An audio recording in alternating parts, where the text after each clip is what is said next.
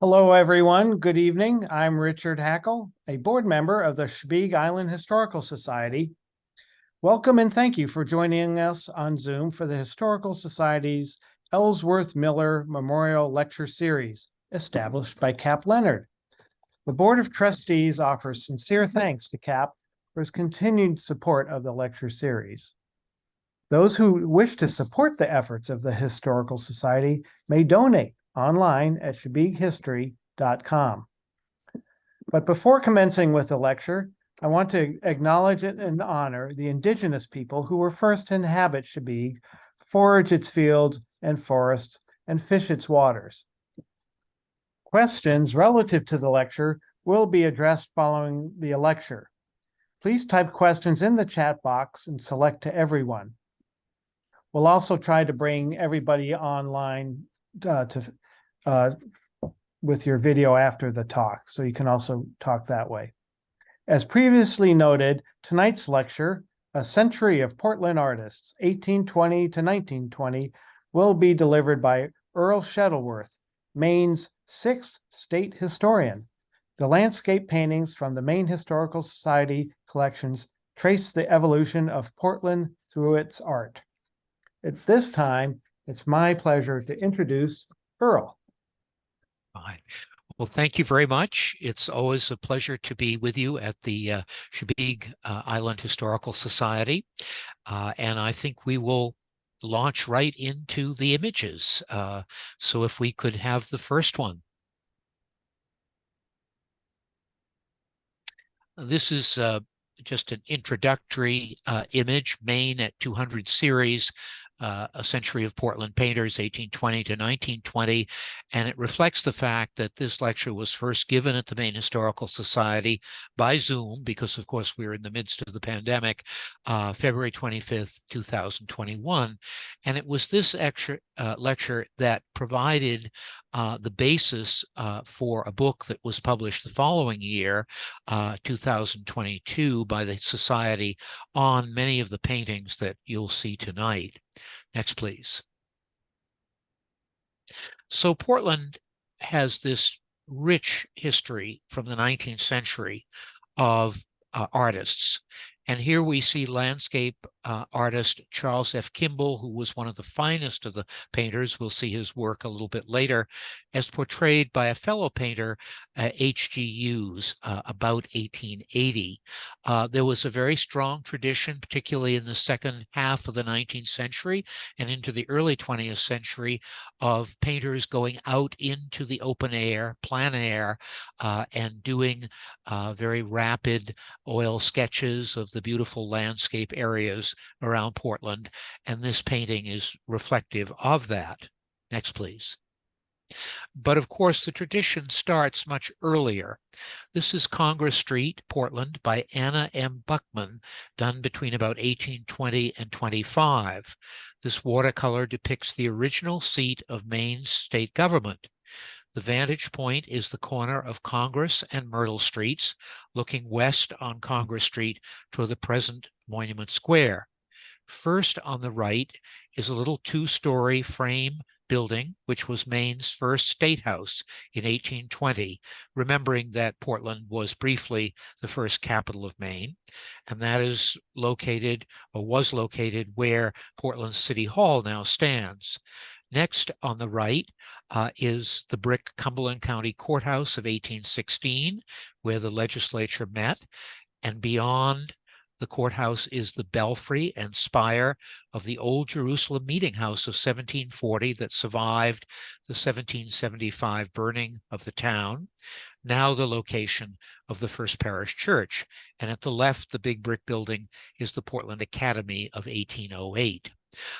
This is a remarkable watercolor. Anna Buckman came from the Yarmouth, Cumberland area, and this watercolor was acquired jointly by the Maine Historical Society and the state of Maine at auction in 1998 to preserve it for the public. Next, please. Charles Codman was Portland's first resident professional landscape painter. Coming from Boston in 1822 as a military standard fancy ornamental and sign painter, he was encouraged 5 years later by the author and critic John Neal to make landscape paintings. Between 1827 and his death in 1842, Codman produced a variety of pictures, ranging from realistic depictions of the Portland area to romantic scenes based on the Maine wilderness and the White Mountains. His approach to nature reflects the influence of the Hudson River School of landscape painting. Next, please. This is a view of the entrance to Portland Harbor with the encampment of the rifle ranges of Boston.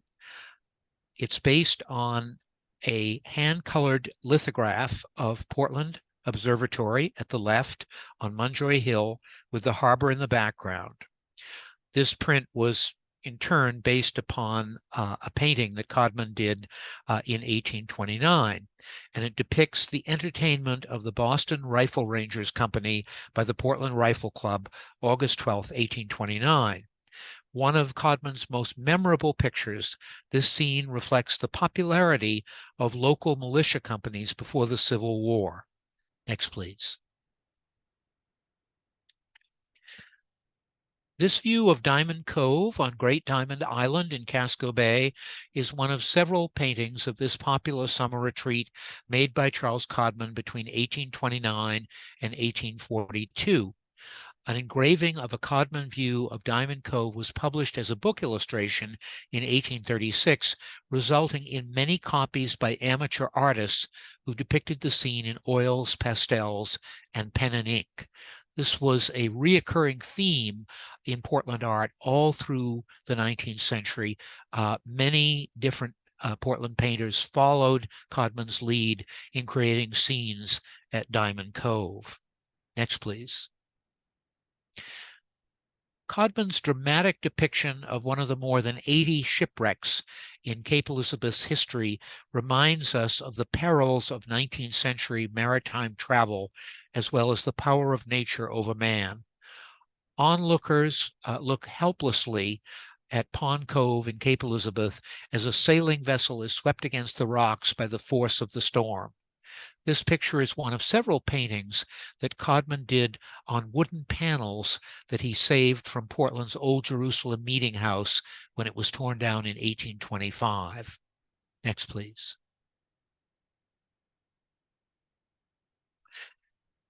Here we see Charles Octavius Cole, who was born in Newburyport, Mass., into a family of portrait painters who included his father and two older brothers. Charles began his career as a portrait painter in Portland in 1833 at the age of 16. For the next 25 years, until his death in 1858, he was the city's leading portrait artist, painting residents of all ages and all walks of life. He also painted landscapes of the Portland area and the White Mountains. In 1845 and again in 1849, Cole staged large public art exhibitions of works borrowed from local collections and fellow artists. Next, please. During Charles O. Cole's 25 years as a Portland artist, he painted many conventional head and shoulder portraits of local Maine men, women, and children. The Maine Historical Society owns 19 such portraits. The exception to the rule is Cole's 1849 full-length portrait of an elegantly attired 6-year-old named James Clark Burnham, seated under a tree in a rural setting. This masterwork combines the artist's skills as both a portrait and a landscape painter. The Society acquired the picture in 1920, and an elderly James Clark Burnham is said to have visited occasionally to gaze upon the image of his lost youth. Next, please. Our next painter, Charles E. Beckett, was born in Portland in 1813. He pursued a dual career as a druggist and a landscape artist. By the age of 21, he had opened a drugstore at Congress and Franklin Streets and was painting his first landscapes. During the 1840s and 50s, he made many pictures of local and White Mountain scenery. Here we see a winter scene by Beckett about 1845. This engaging scene by Beckett shows the Portland physician Sumner Cummings at the lower right in his sleigh, driven by his horse. A period inscription indicates that Dr. Cummings is carrying mail to Canada, which may be related to another Beckett winter painting, Furbus's Dash to Montreal. In February 1845, D.H. Furbish drove a sleigh from Portland to Montreal to demonstrate a shorter railroad route between the two cities than from Boston.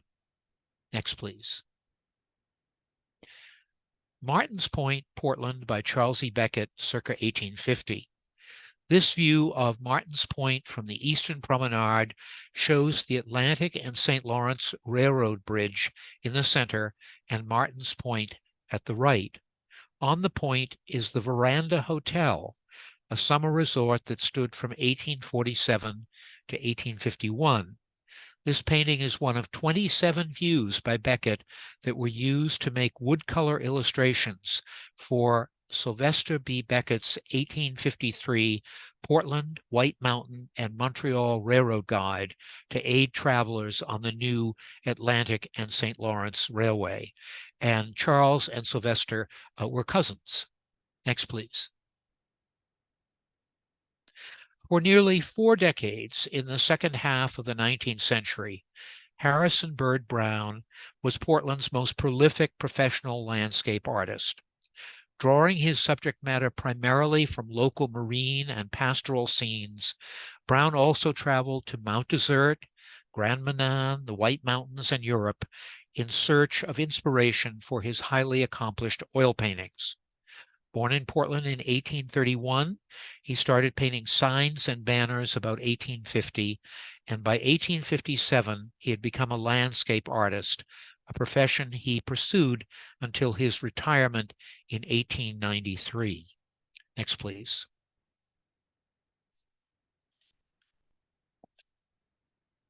This 1871 oil sketch of waves crashing against a rocky coast is emblematic of the many seascapes of this subject that Harrison Brown made between the 1850s and the 1890s. On April 18, 1865, the Eastern Argus newspaper of Portland described this popular genre. Brown's marine paintings are purely his own, the style being entirely original with himself and to our minds superior to all others.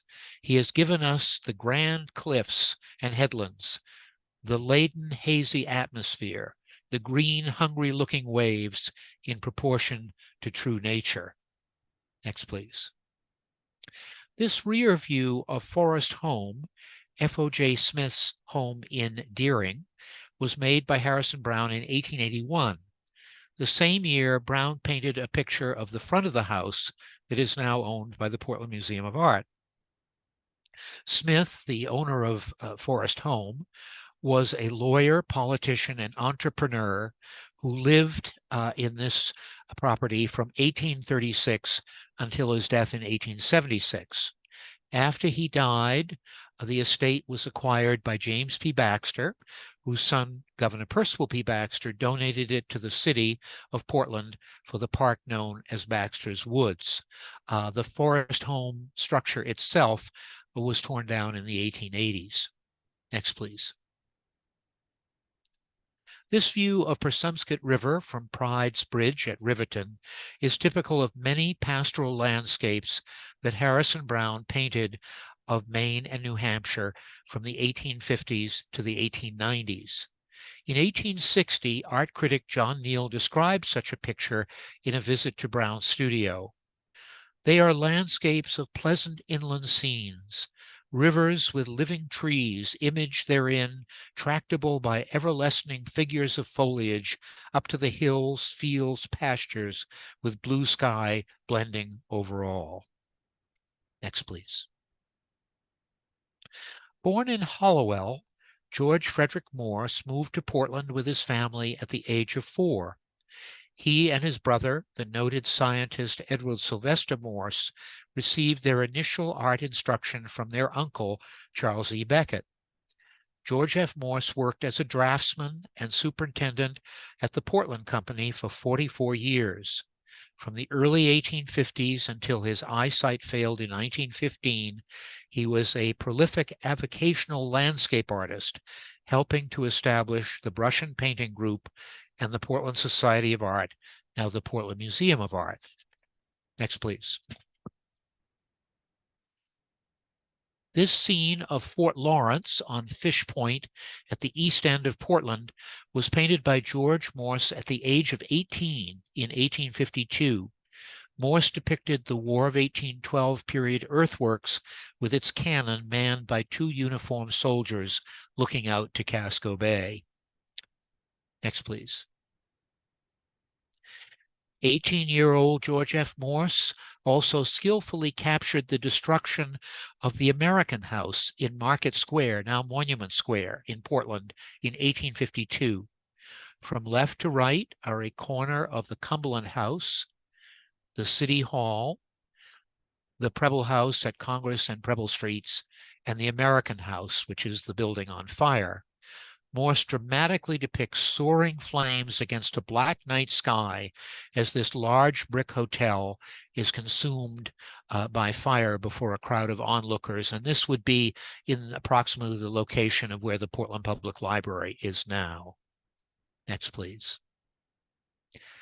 George F. Morse's painting of the burning of the American House was but a rehearsal for the remarkable eyewitness depictions of the catastrophic fire that destroyed the center of Portland on July 4th, 1866. After moving family, neighbors, and furniture to safety, Morse painted 7 small oil paintings that recorded the path of the fire as it moved from west to east across the peninsula, leaving a third of the city's population homeless in its wake. Each view is a spontaneous record of terror. Explosions of color leap from the black shapes of buildings as frightened forms run piteously before the firestorm.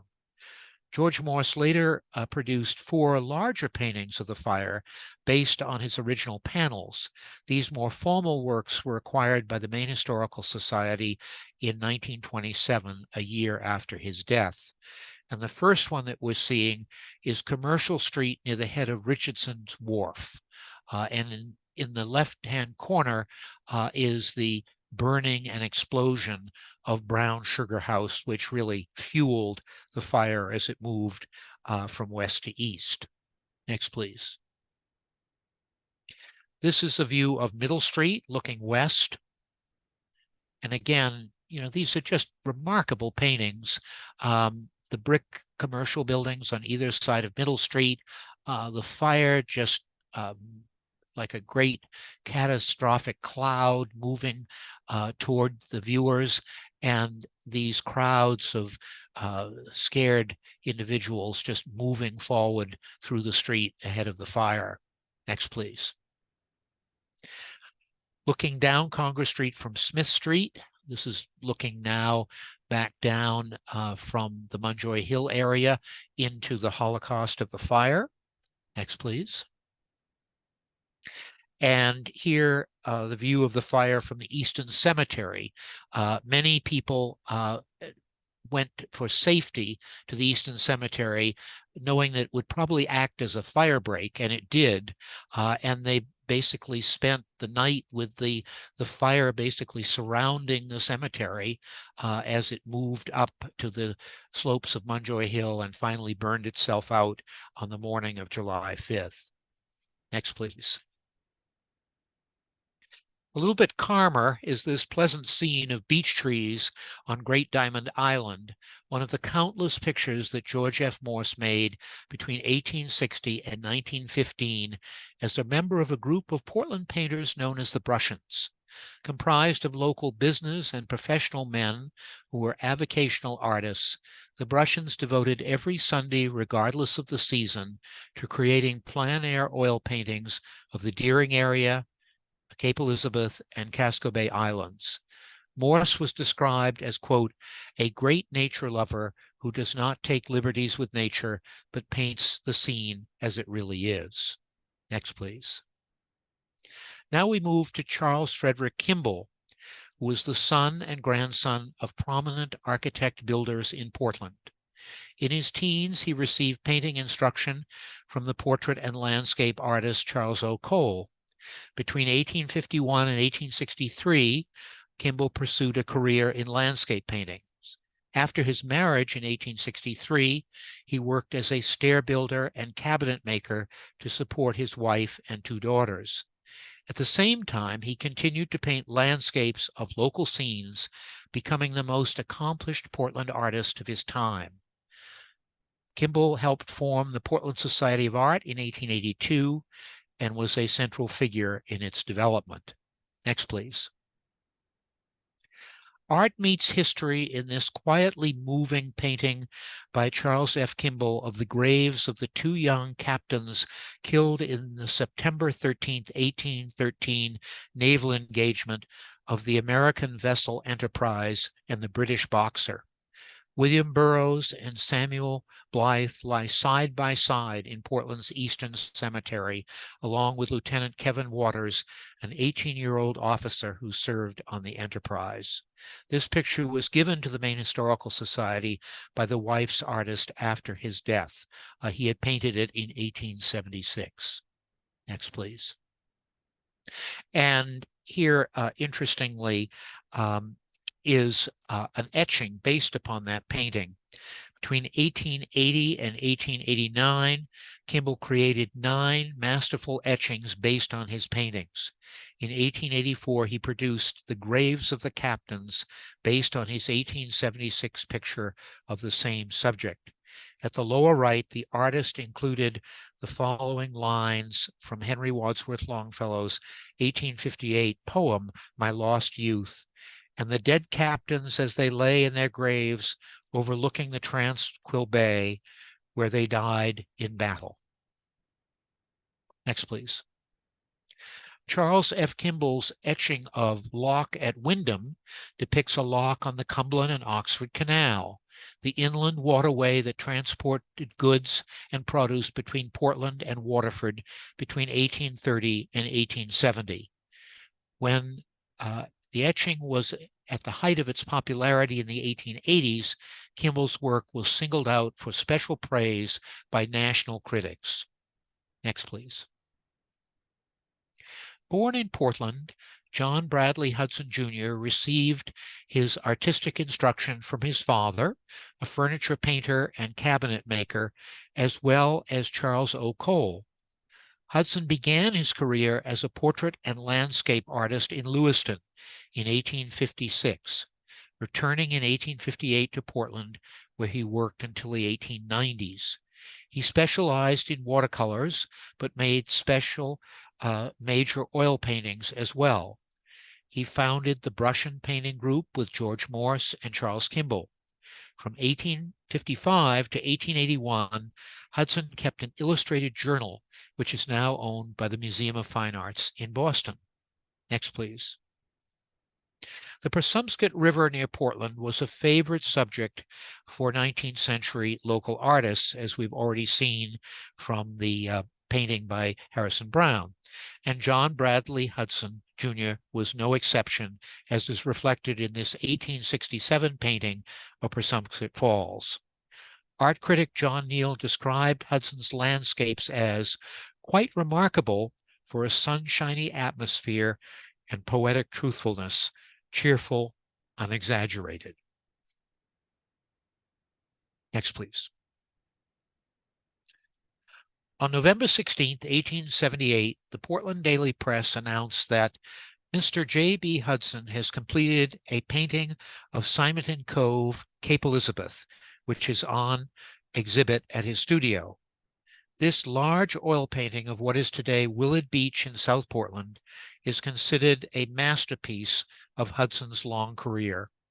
Here, the artist serenely depicts the scene of a beach that once teemed with commercial trade and fishing activity. Included are 2 reminders of the recent Civil War, Fort Preble on the left and Fort Scammell on House Island in Portland Harbor. Next, please. This pen and ink sketch of Whitehead at the eastern end of Cushing's Island was made in 1875 by John Bradley Hudson Jr. to serve as the basis for a woodcut illustration for Edward H. Elwell's 1876 book, Portland and Vicinity. The Maine Historical Society owns 12 of Hudson's sketches for the Elwell publication. On September 11, 1875, the Portland Transcript reported that Elwell's new guidebook to the city will, quote, be illustrated with 73 engravings by sketches from Brown and Hudson. Next, please. Born in Portland, George Henry Bailey painted landscapes in the 1850s while working as a clerk. After serving as an officer in the Civil War, he returned to the Portland area where he became active in horse racing. His interest in racing is reflected in the many horse paintings he made in the 1870s. In 1878, Bradley studied veterinary medicine in New York and then practiced as a veterinarian in Portland until his death in 1905. Next, please.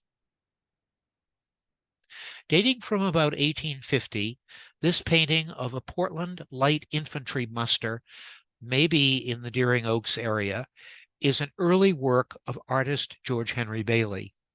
Between the American Revolution and the Civil War, militia musters were a familiar scene in towns and cities across Maine, and Bailey's picture captures the festive spirit of these military drills. This painting also reminds us of Charles Codman's depiction of a similar muster on the slopes of Mungery Hill in 1829. Next, please. 19th century Portland had its share of local characters. One of the most colorful was Tom Houston, a hog butcher known as Piggy Houston. In this 1870 painting, George Henry Bailey shows Piggy seated in his carcass-laden wagon amid pastoral surroundings. As an animal painter, Bailey gives as much detail to the Appaloosa horse as to its owner. When Houston died in 1870, the Portland Transcript eulogized him as, quote, kindly in his nature, and his well-known horse will be missed in our streets. Next, please. Scott Layton was born in Auburn and spent his youth in Gray, where he showed an early talent for drawing animals. In 1867, he studied painting with Harrison Brown in Portland and established himself as an artist in the city, primarily painting pictures featuring horses. About 1879, he left Portland for Boston, where he joined a highly successful career as an animal painter and a landscape artist until his death in 1898.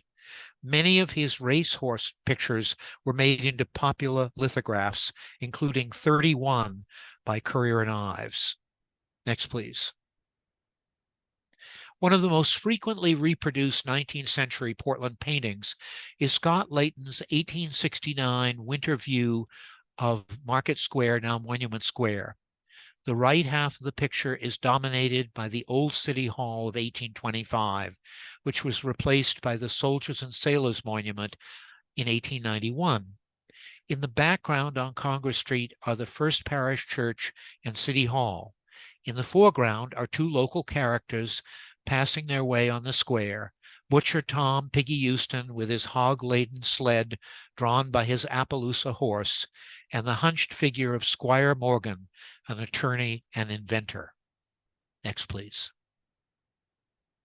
This painting of a horse is a fine example of the work of Scott Layton, who was celebrated as, quote, one of the most famous animal painters of his day. Layton's success as a painter of horse portraits is best understood by the importance of horses in 19th century America. Not only were they widely used for transportation and farming, but they were also the focus of horse racing, the most popular spectator sport of the period. Next, please. Born in Portland in 1852, Franklin Stanwood was adopted as a child by Captain Gideon and Elizabeth Stanwood of Cape Elizabeth. Franklin spent much of his youth sailing to foreign ports with his parents. Beginning in 1860, He attended schools in Portland and Gorham, excelling in art and literature. From 1870 until 1877, Stanwood is employed as a mariner on vessels traveling to Europe, the Caribbean, and South America. Between 1877 and his death in 1888, he worked as a marine painter in Portland and Gorham, also producing landscapes of the Maine countryside and the White Mountains. Next, please.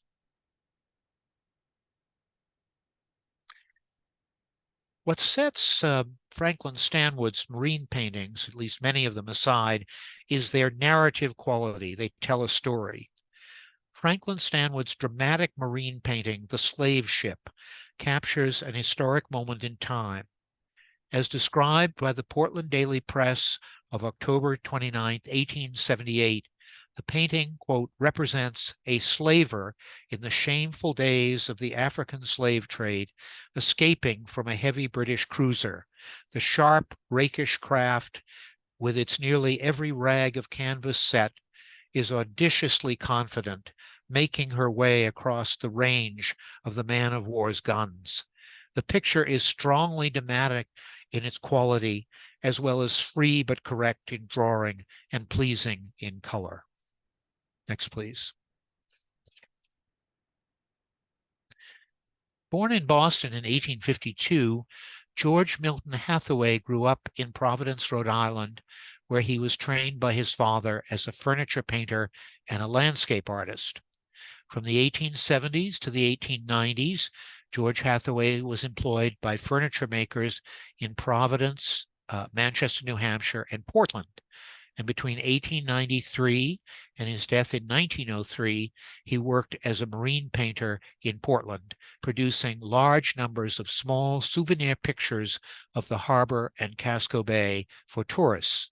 He maintained a summer studio on Peaks Island and displayed many of his paintings at the hotels on the island. Here we see the bark Alice, one of his major paintings. From the end of the American Revolution to World War I, wooden shipbuilding thrived along the state's coastline and rivers, and Maine vessels traded in ports around the world. Proud builders, owners, and captains commissioned paintings of their ships for display in their homes and offices, such as this striking painting of the bark Alice made for Captain Care by George Hathaway. Commanded by the captain from 1886 to 1894, the Alice was part of the huge merchant fleet owned by Captain Jacob Winslow of Portland. Next, please.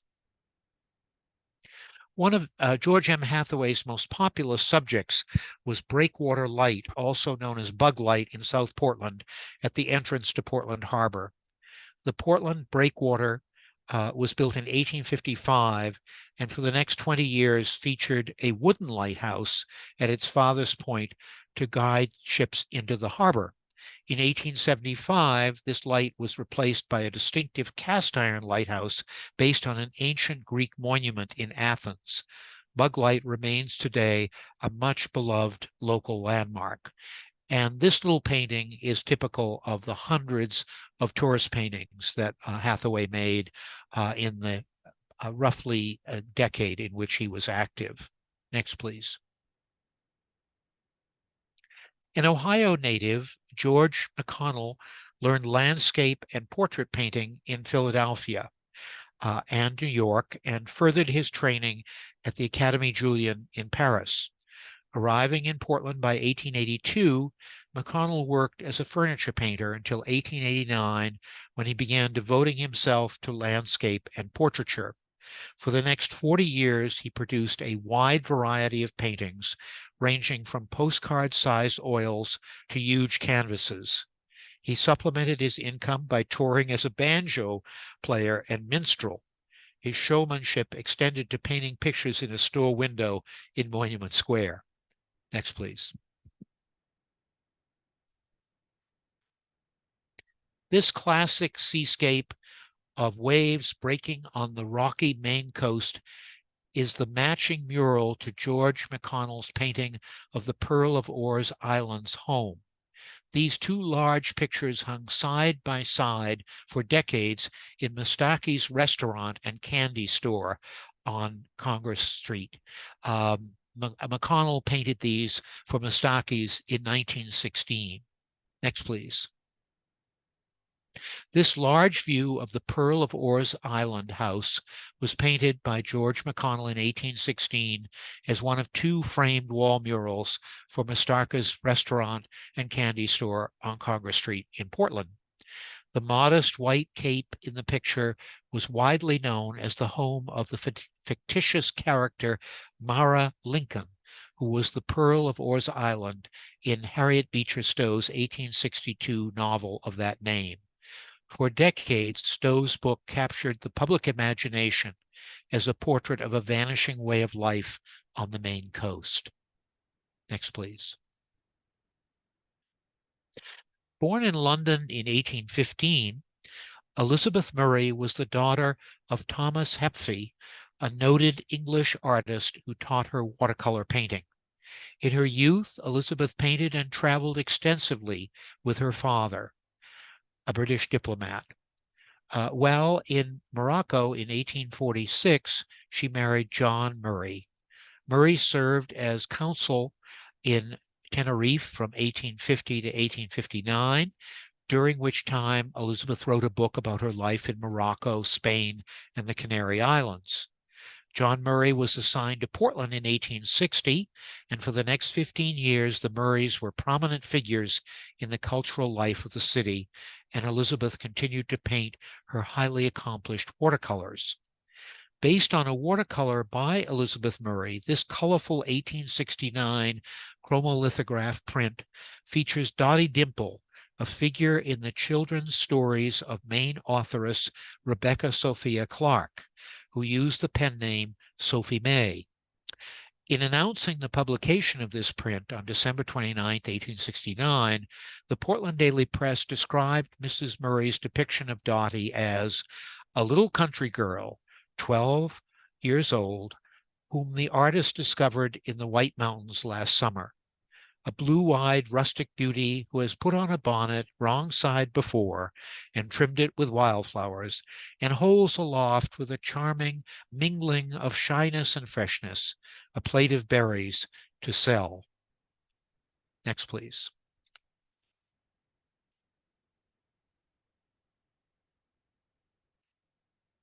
A native of Portland, Maria Beckett was the daughter of Charles E. and Pamela Beckett.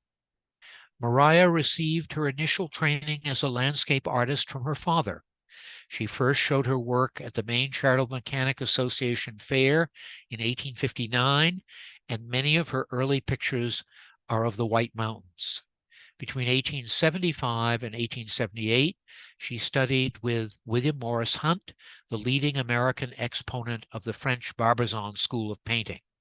At Hunt's suggestion, she furthered her instruction in France. From the 1870s until her death in 1904, Maria Beckett painted in the style of the French Barbizon School. Here we see an example.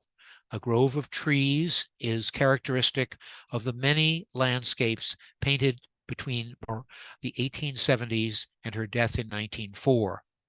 Christian Volpe has written of Beckett, quote, a daring individual in everything she did. Beckett helped to blaze a trail for women wanting to enter the male-dominated world of professional landscape painting in the 19th century. And she did so while bridging the avant-garde French ideas of the Barbizon and its sister movement, Impressionism, in a wholly American context. Next, please. A lifelong Portland resident, Mary King Longfellow was the daughter of Alexander Wadsworth Longfellow and Elizabeth Porter Longfellow.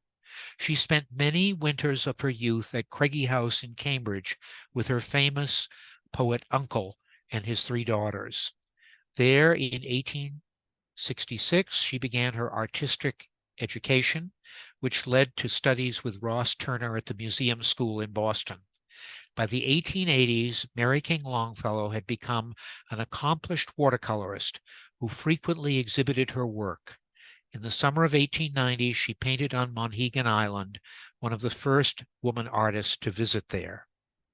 This portrait, by the way, is by Ernest Wadsworth Longfellow, who was the poet's son and a cousin of the sitter, Mary King Longfellow. It's a beautiful portrait. Next, please. We're going to look very quickly now at a series of her beautiful watercolors. Back Cove, 1885, impressionistic watercolor that depicts the Portland Peninsula from Back Cove, and at the center of the picture is a silhouette of the dome of the City Hall. Next, please. Here, Mary King Longfellow's watercolor of a rocky shoreline on the Maine coast, highlighted by sailboats on the horizon. Next, please. In this watercolor, Mary King Longfellow leads us down a path in a dense Maine forest with light showing through the trees. Next, please. Mary King Longfellow was familiar with the sea, having traveled in her youth with her father, Alexander Wadsworth Longfellow Sr., as he charted the Maine coast for the U.S. Geodetic Survey. In this bright watercolor, she captures a scene of fishing boats on an open water. Next, please. This charming watercolor draws us down the back hall of the Wadsworth Longfellow House in Portland into the garden beyond. The back door is open, revealing the garden in bloom. Mary King Longfellow knew this scene well, for the Wadsworth Longfellow House was her ancestral home, built by her great-grandfather Peleg Wadsworth in 1785-86, and the childhood residence of her father, Alexander Wadsworth Longfellow Sr. Next, please. Our final artist is John Calvin Stevens, remembered for his distinguished six-decade career as Maine's leading architect of the shingle style and the colonial revival. Overshadowed by this professional achievement has been Stevens' lifelong passion for painting, which he began in his youth. From the 1870s through the 1890s, his work consisted of landscape and marine subjects rendered in pencil, pen, and ink, and watercolor. Between 1900 and 1920, he made many plein-air landscape paintings of the Portland area as a member of the Brush and Painting Group. Stevens was instrumental in the development of the Portland Society of Art, now the Portland Museum of Art, and the Portland School of Art, now the Maine College of Art. Next, please. Here we see Stevens pursuing his three passions in life: architecture, painting, and gardening. In this oil sketch, Stevens combined two of these interests in depicting his garden at 52 Bowden Street in Portland, where he lived from 1884 until 1919. Next, please. Known as Beckett's Castle on Cape Elizabeth, this picturesque stone cottage was built between 1871 and 1874 by Portland journalist and writer Sylvester Beckett. From 1874 until Beckett's death in 1882, the castle served as a popular gathering place for local artists and journalists. And this is Stevens' sketch of Beckett's Castle on a winter night in 1911. Next, please.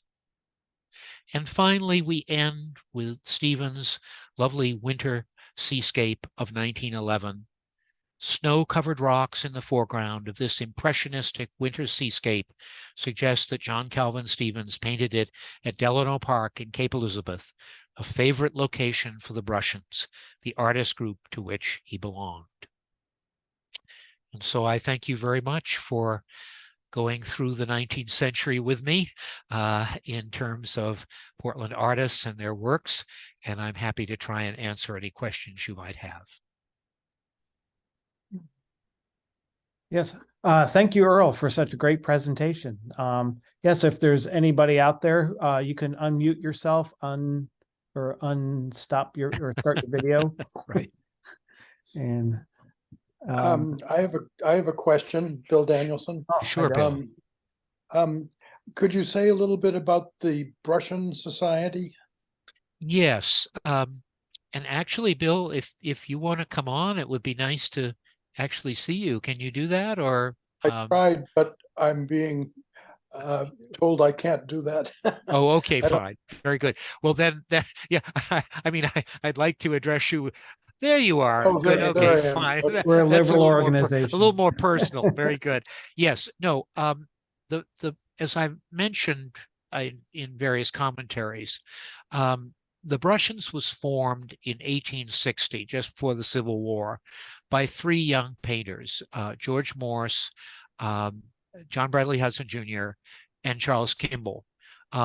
They were all basically the same age. They were born in the early 1830s. They all shared this wonderful enthusiasm as late in their late teens and early 20s for going out into the landscape around Portland and on the islands and so on and painting. And initially, the group was just that little core of the three artists. But in the post-Civil War period, it gradually grew. And from the 1880s until its demise about the time of World War I, it actually at times had a fairly large number of members, sometimes as many as 15. And their commitment, and we know this from the fact that Morse kept very detailed diaries of his painting trips for literally for decades. They're a remarkable document. That these men, who were for the most part not professional painters, they were avocational painters. Hudson might be an exception. Kimball was briefly, but they were from the 1880s, early 1900s, when they began to pass away. They were totally committed, no matter what time of year, to or the weather,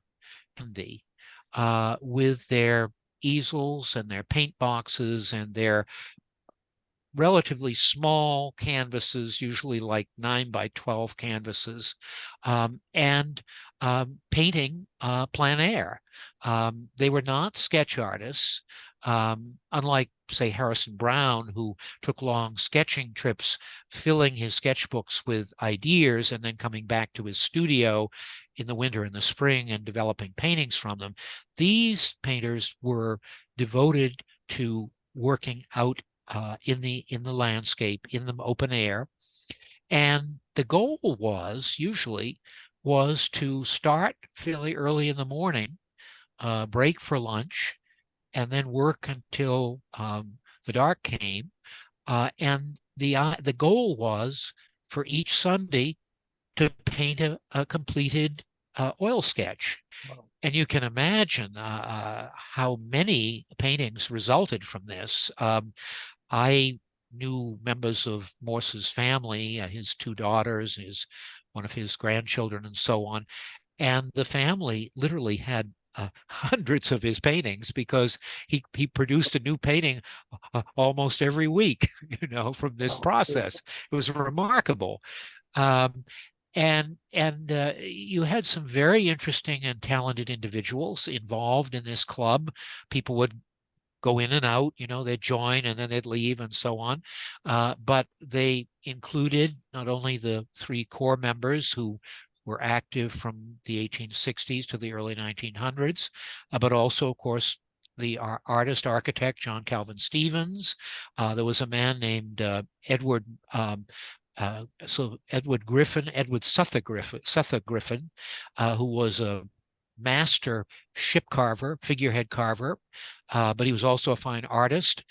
And his son, Walter Griffin, who became a very important American impressionist, actually had his start in his teens with this group, and so on. It's a very interesting culture that they created.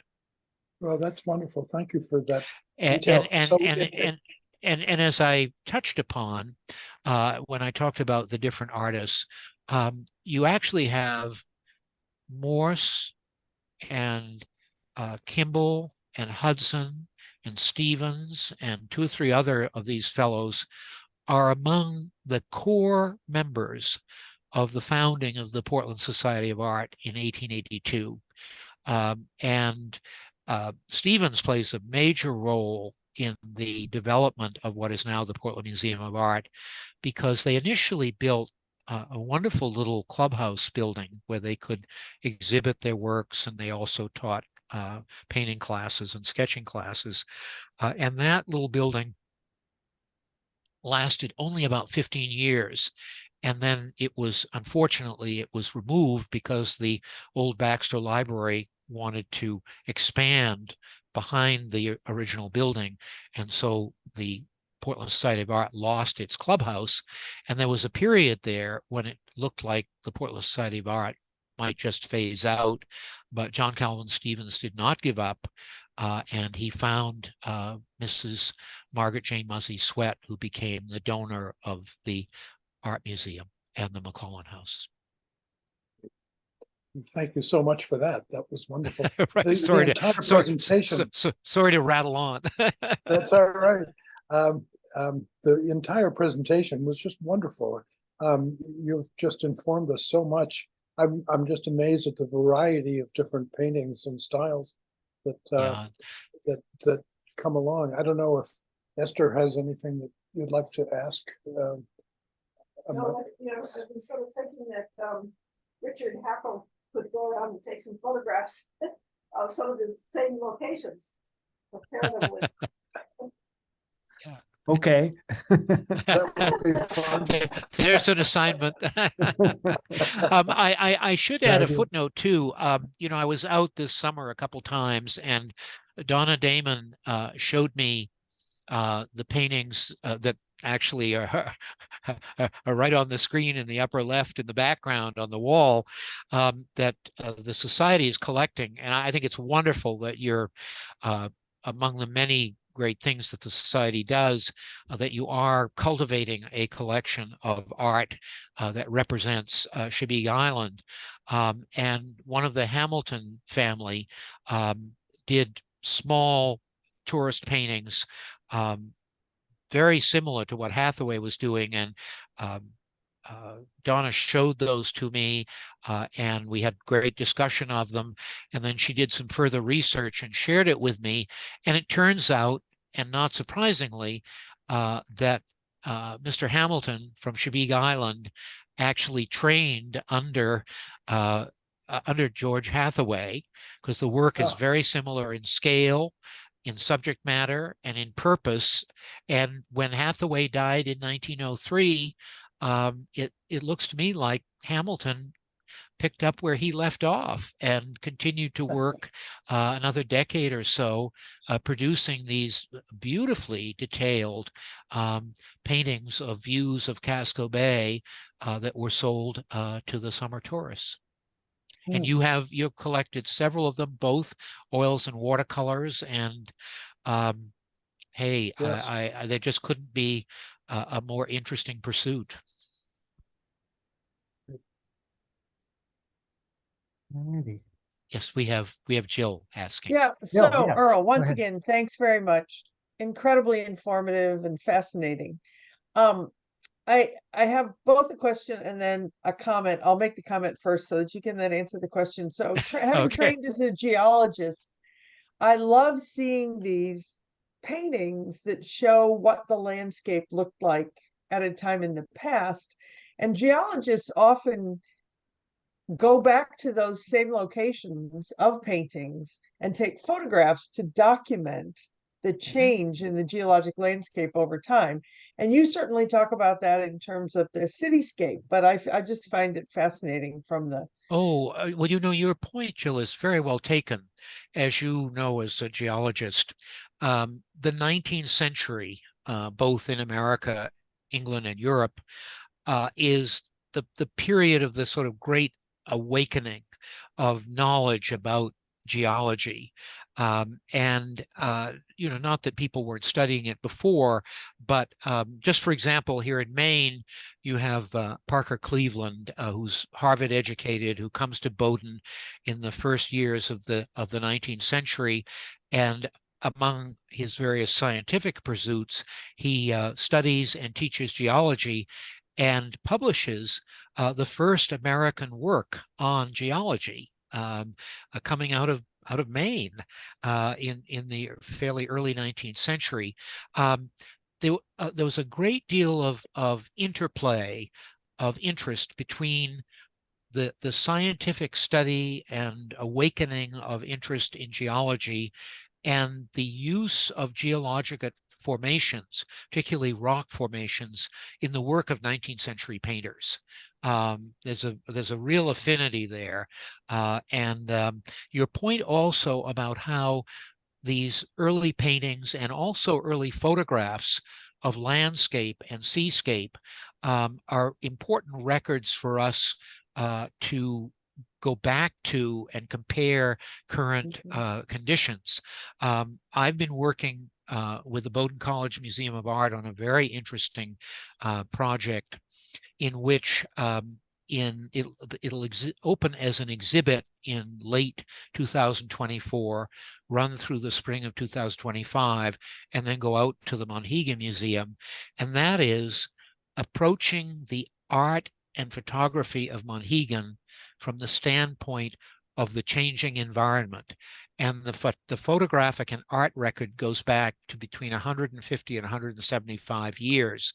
And Barry Logan, who is one of the scientists at Bowdoin, is really championed this idea of using the image record to then explain the environmental evolution of the island over the last 175 years. And I think it's a really neat concept. And it will appear both as an exhibit, and there will also be a major book catalog dealing with the issue. Oh, that's great. So it's the Wow. combination of art and science, really. That's right. I made a note on that. So my question is about those incredible paintings of the Great Fire.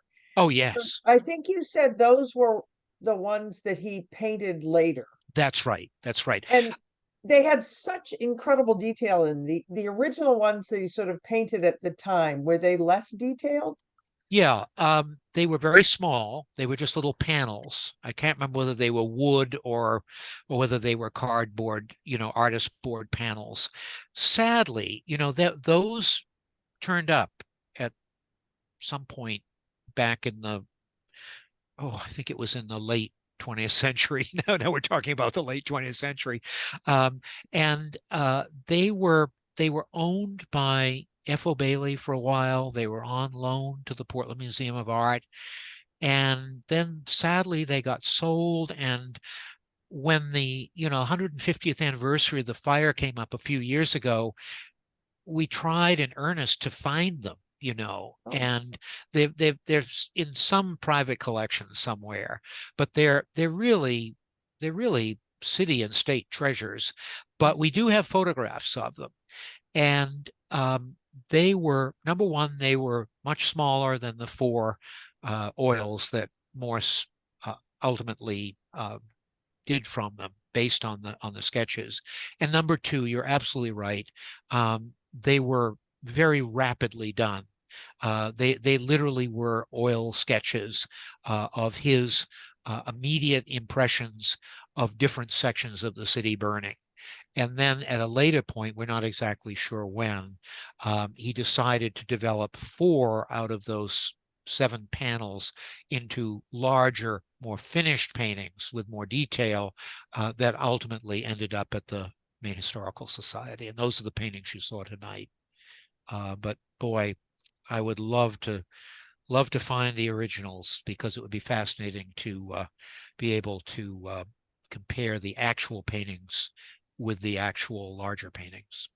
It's a little terrifying to think that he took time to paint as people were Oh God, yes. Yeah, no, it's amazing, really. He does assure us in his memoirs that he took care of his family first. Well, thank you. Thank you. Okay, yeah, great. So I guess thanks again, Earle, if there aren't any more questions. Thanks again for giving this talk, and it was great stuff. So we're the lecture series is skipping over the Christmas holidays. We will not have a lecture in December, but we will be back in January 22nd at 7 p.m. with Donna Damon, who will be our lecturer then. So we're going to do that. Yeah. Great. So thanks everyone for tuning in. Thank and you. Thanks showing again, up. Earl. Okay. Yeah. Bye-bye. And we'll see you next time. Great. Good night. You bet.